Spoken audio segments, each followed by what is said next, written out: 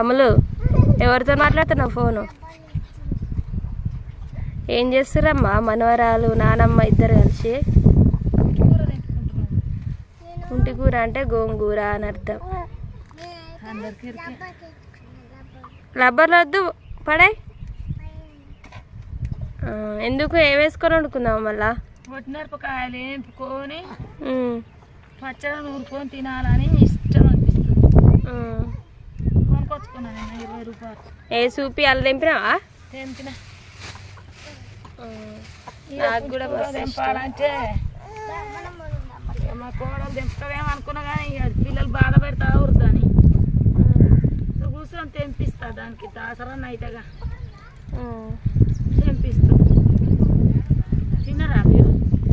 తినలే. నాకు ఇష్టమైన కూర చేస్తుంది. ఏడదిన ఏం కూర? కోడిగుడ్డు చారు. బాయ్ మరి.